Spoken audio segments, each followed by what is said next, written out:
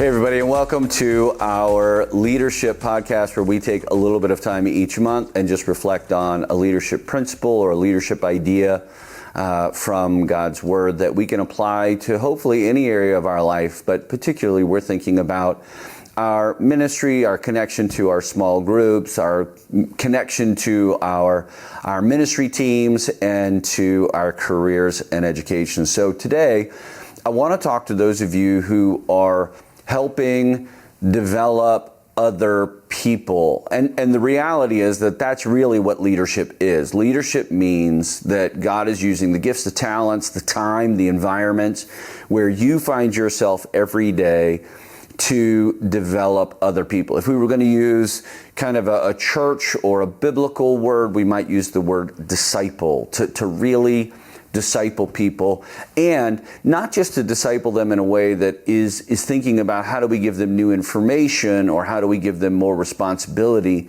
but really how do we set people up to succeed? How do we set people up to succeed on our team? How do we set people up to succeed in our group? How do we set people up to succeed in their marriage or life or whatever we find ourselves? The first thing, the most important thing that we have to do for people is we have to make sure that we have clear expectations. In my daily reading a few weeks back, I was reading in 2 Samuel, David is getting ready to go to war, and over up till this point, David would faithfully go to the Lord and ask, should I do this? Should I not do that? And the Lord's answer almost every time is, yeah, do it, or no, don't do it. And it's all pretty straightforward. And then all of a sudden in 2 Samuel, God does something very specific. He does something very distinct. So in 2 Samuel 5, verse 22, it says, after a while, the Philistines returned and again spread out across the valley of Rephaim. And again, David asked the Lord what to do.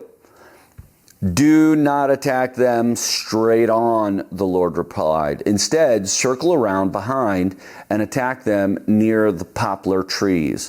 When you hear the sound of marching feet of troops in the tops of the trees, be on alert. That's going to be your signal that the Lord is moving ahead of you to strike the Philistines down. So David did what the Lord commanded, and he struck down the Philistines all the way to Gibeon and to Gezer.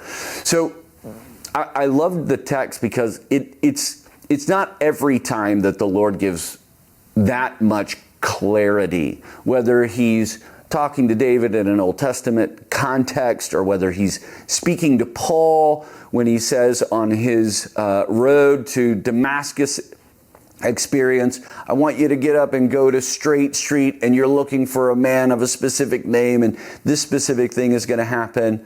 But there are times when he does that. And the same thing is true of our leadership. There are times when it's okay for us to sort of broad stroke a thing. It's not like we need to micromanage every little thing. But at the same time, there are lots of times and in a lot of areas where as leaders, we just don't give enough clarification. We don't give enough distinctiveness in what we're trying to communicate to someone to really be helpful or to really set them up to succeed. And so people end up failing because they didn't understand what our expectations were. They end up failing because they didn't really understand the complexity of whatever situation or circumstance or thing that they were trying to accomplish. So let me just give you a couple things that you can sort of bring clarity to. The first thing is give them a clear job description or clear responsibilities. So if you're asking someone to do something, make sure they really understand what it is you're asking them to do. If you're inviting someone to do something that they've never done, that can be giving them an expectation of how long it's going to take, when they need to get there, when they're going to be able to get out of there. This means clarifying roles within your group, within your team, within a relationship. It might mean figuring out meaningful sort of titles, if you will, that someone is working their way into an assistant on your team or in your small group or on your project, and making sure that you're using those titles, those descriptors, those roles as a way of giving people a better understanding of how to connect to people, where to connect to people, who it is that they need to be connecting with. So you can clarify job descriptions, you can clarify responsibilities. The next thing is give really, really clear instructions. And what I mean by that in part is making sure that you've got good communication. Make sure that there is a regular interval in which people expect to hear from you.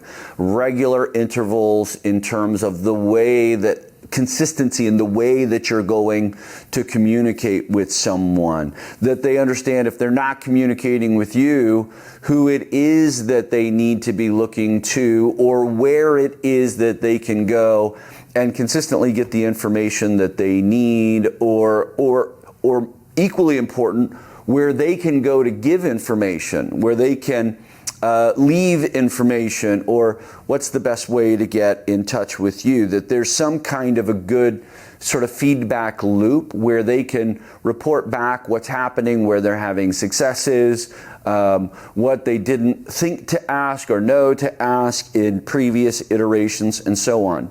You want to give them clear goals or milestones. So when I say goal, I'm not just talking about the end product. I mean more like, what should I expect? If this is working, if I'm doing this, what should I expect to happen? So for us at The Well, one of the things we have is is a leadership spectrum, and we give people different sort of groupings of their development in their discipleship and their leadership process, and within those different groupings, things that they should be able to accomplish or that you could specifically be working with them on. You could do the same thing for a project at work. You could do the same thing in a relationship. You could do the same thing in education. Whatever it is that you're creating sort of milestones, markers that people can be watching for to have the sense that they're actually making progress, or things to accomplish or achieve that they can feel like that they're actually checking things off. And then of course, that final goal, clarify the win for them, clarify what it will look like, what it will feel like, what it will produce when they ultimately are able to achieve or accomplish or successfully lay hold of a particular skill or quality or characteristic in their life or in their spiritual development. So we want to clarify our expectations, but that's only really half of the job of setting people up to win. The second part is this is our part where we really come into the equation, is we have to learn to inspect what we expect.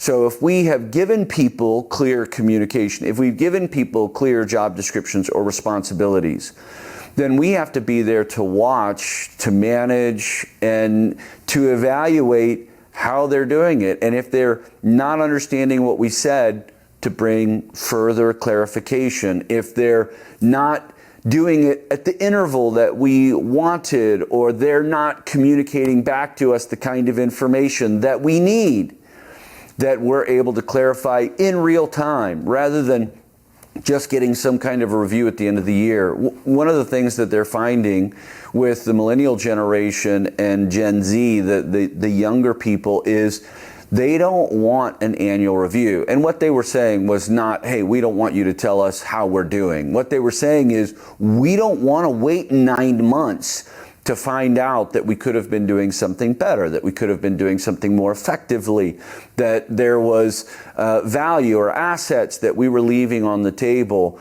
We want to know in real time how we can accelerate what we're doing. We want to know in real time how we could be more efficient and effective with what we're doing in whatever area of our life. So we have to make sure that we're giving candid and clear feedback that is encouraging, that is inspiring, that is insightful, and that we're communicating in such a way that they're able to really not only receive it, but bring it to bear on whatever it is that they're trying to do.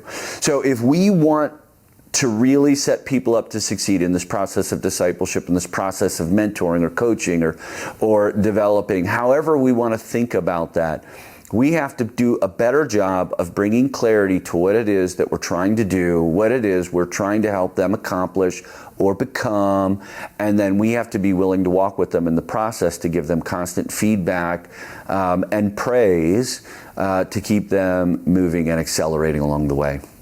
Well, I hope that helps you as you're in these summer months trying to refocus and keep your people kind of moving forward in a season that is really easy to feel just kind of disconnected, and that you'll be able to have a great end to your summer and a start to your fall as we move into another growth season, as another time of huge intensity on our calendars. So if you ever have any question, feel free to reach out to me directly, jerry@cometothewell.org. You can also reach me at the office here at the Well in Geneva, Illinois at 630-262-1083. And as always, we're praying for you, we believe in you, and trusting God to do great things in your life and leadership.